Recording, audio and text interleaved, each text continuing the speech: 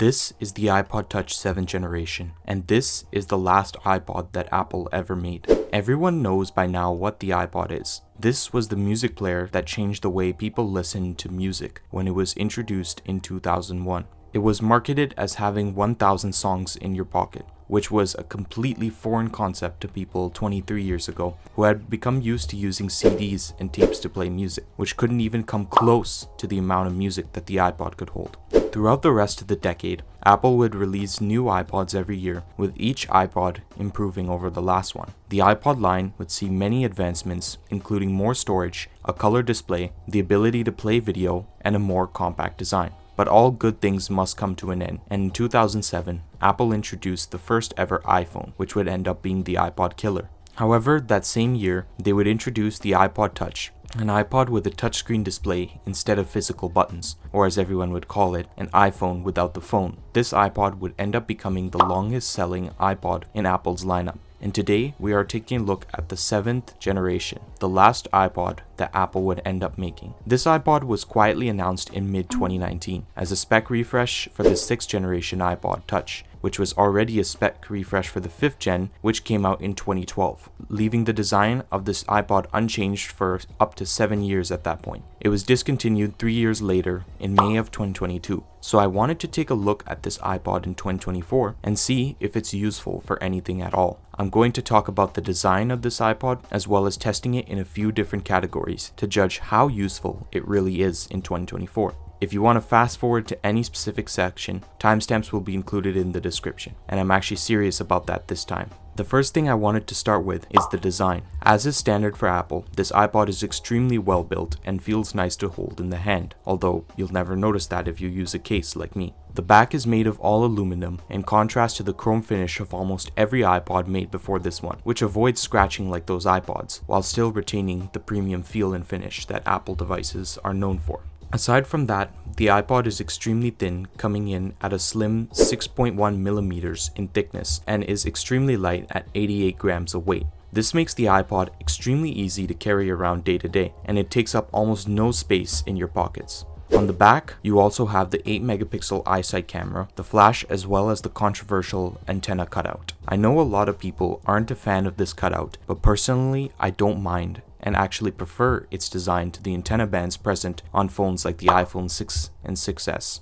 On the top we have a power button, on the left side the volume buttons, and on the bottom we have a headphone jack, which is a rarity in 2024, and the dated lighting connector as well as a speaker. The datedness doesn't stop there. As we turn to the front, there is a single 1.2 megapixel selfie camera, as well as a plain home button and a 4-inch display. There's not much to say about this display other than it is comically small by 2024 standards. I can see how this would have been alright back in 2012, but in 2024, everything looks incredibly squished and cramped on this 4-inch display. More on that later. Aside from that, the iPod doesn't really have anything else to it. Everything is really kept simple and somewhat minimal with this iPod. The physical design is still really nice today. If you told me from the exterior alone that this was a modern Apple device, I'd have no reason not to believe you. However, the dated lightning connector, home button, and small display really do put it into perspective with phones today. But this iPod isn't a phone, it's an iPod, and it should be treated as such. With that out of the way, it's time to find out what this iPod is actually useful for in 2024. I'm going to be testing general usage, communication, media consumption, productivity, gaming, and battery life. Starting up, we have general usage, and this iPod is pretty good at that. It doesn't make calls over the cellular network, but you can browse the web on this iPod as long as you are fine with the screen being the size of a postage stamp. When using the iPod, you'll notice that the apps are mostly designed for bigger screens in mind rather than the postage stamp size screen on this iPod Touch, and as such, things will often appear pretty broken or otherwise unusable. However, other than the tiny screen, things work pretty well. The iPod is also decently snappy, using the A10 chip that was present in the iPhone 7. I was surprised that this chip actually works pretty well and is a stark contrast to previous iDevices before it, where they would become unusably slow after 5 years of updates. Looking at you, iPad 2. The iPod obviously plays music pretty well, as it is its intended purpose, but we will go more into depth about that in the media consumption section. Next up, we have communication. I should probably mention at this point that the iPod runs iOS 15, which only came out a few years ago. As such, most apps I tested when I wrote this script still support iOS 15, with the exception of very few apps that require a newer version of iOS. With that said, I tested Discord and Element on this iPod. Both were able to download their latest versions, and both apps worked really well on this iPod, aside from the cramped user interfaces on both. I also tried Skype, as it would have been pretty popular during the iPod Touch's popularity peak from 2010 to 2014, and Skype also works pretty well as a means of communication.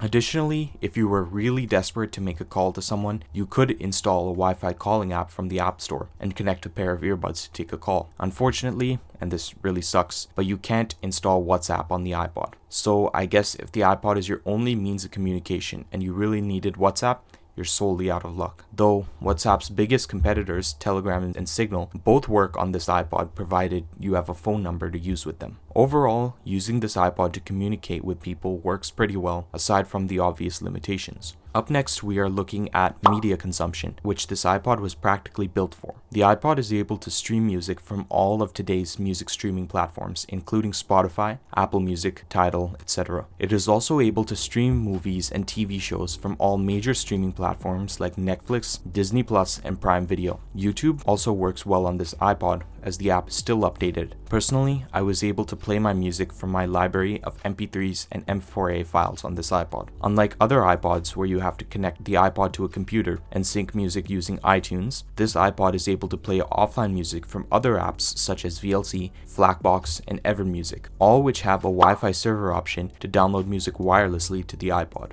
Simply connect your iPod to the same Wi-Fi network as your PC, start the Wi-Fi server on the iPod, go to the IP address provided on your PC, and you can wirelessly transfer music to the iPod.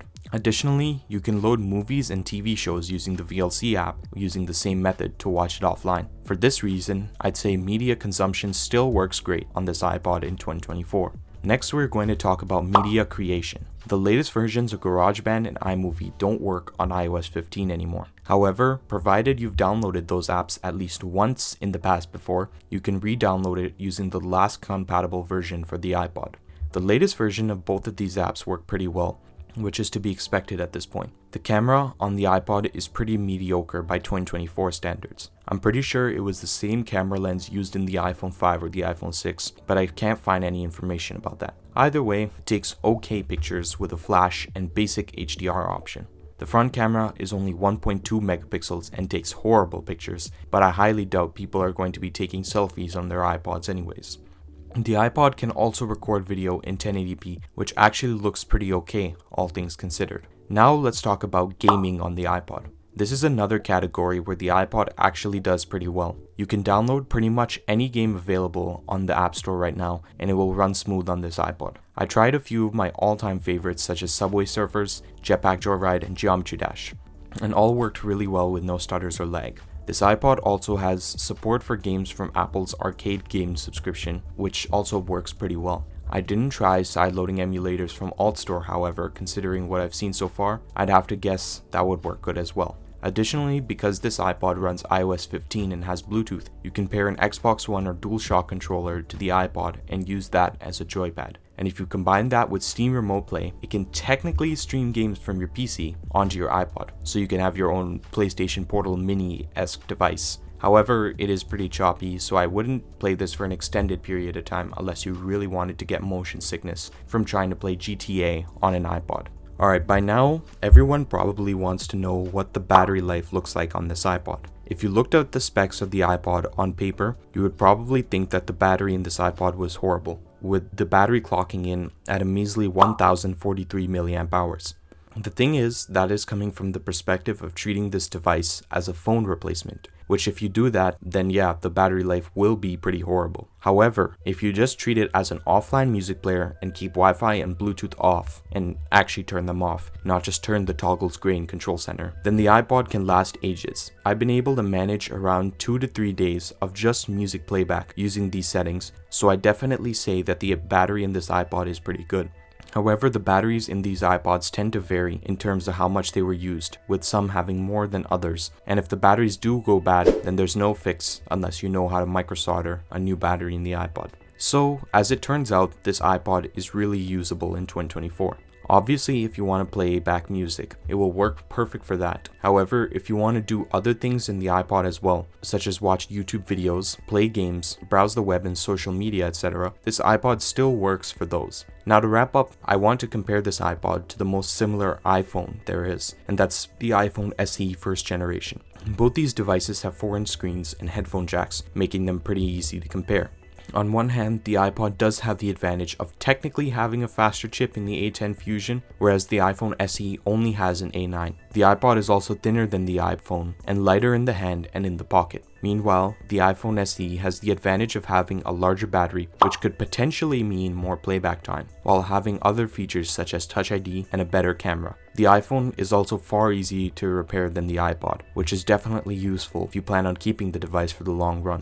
And finally, you can usually find the iPhone SE for cheaper at around $80 to $90, whereas the iPod Touch can get pretty overpriced on eBay. So which should you buy? Well, personally, I think both suck, and you should buy an iPod Classic instead. Those are way better. Okay, I'm serious now. I think if you like lighter devices and I guess the feeling of owning the last iPod ever made, then you should definitely go for the iPod Touch 7 instead. However, if you want a device that is more useful and has things like Touch ID, you should probably buy the iPhone SE first generation instead. That's it for my review of this iPod. If you didn't like this review, don't like, comment, and consider unsubscribing to bring my viewership down. I'll see you all next time.